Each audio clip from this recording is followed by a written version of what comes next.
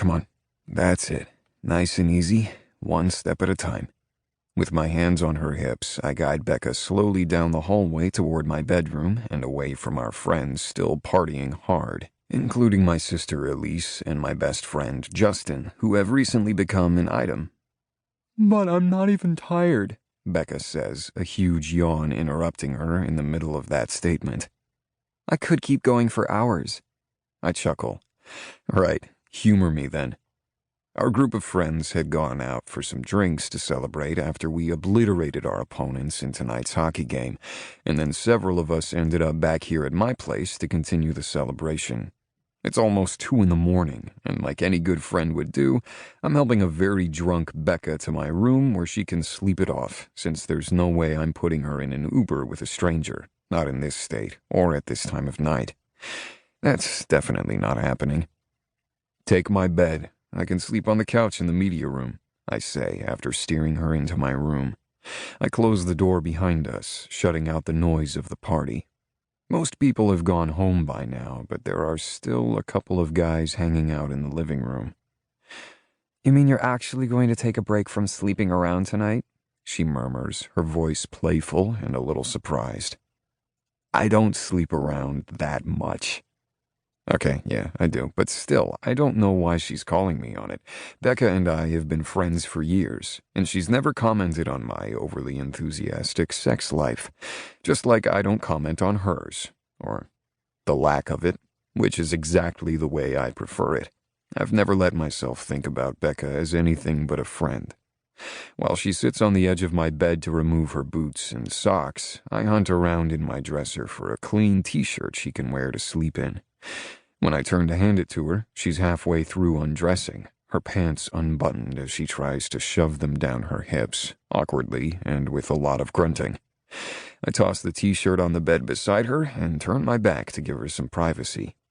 She seems unconcerned right now about putting on a free show, but I know in the morning she'll be horrified to learn she did that. Becca is normally so modest and composed. I don't remember the last time I saw her get drunk like this. "I'm safe now. You can look." When I turn, she's standing across from me dressed in a soft gray t-shirt with my team's logo that engulfs her 5'4" frame, hitting her below the knees.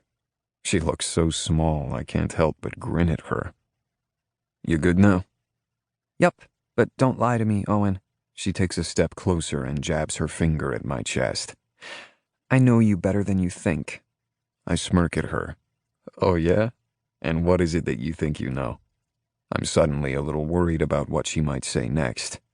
My sexual appetite isn't exactly a secret. Ever since making it to the pros, I've indulged probably a little more than was necessary, but I have no qualms about this. I'm young and single, living my best life after years of hard work and dedication to my sport. I'm having fun, and no one gets hurt by false promises of more than one night.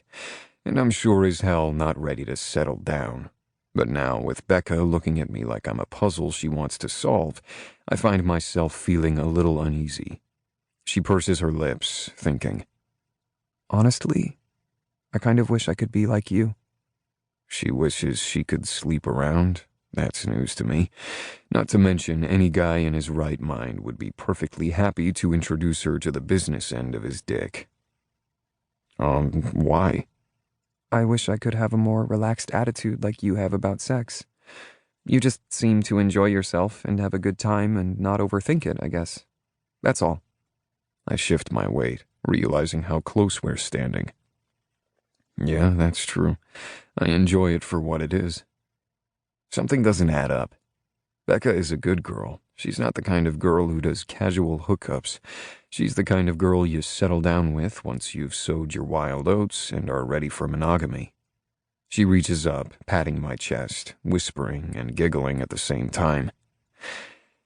"You know, there are rumors that you have a really big dick. I've been on message boards and seen girls talk about him. I mean, it." I almost swallow my tongue. Drunk Becca is freaking hilarious and has absolutely no filter. What exactly does one say to that?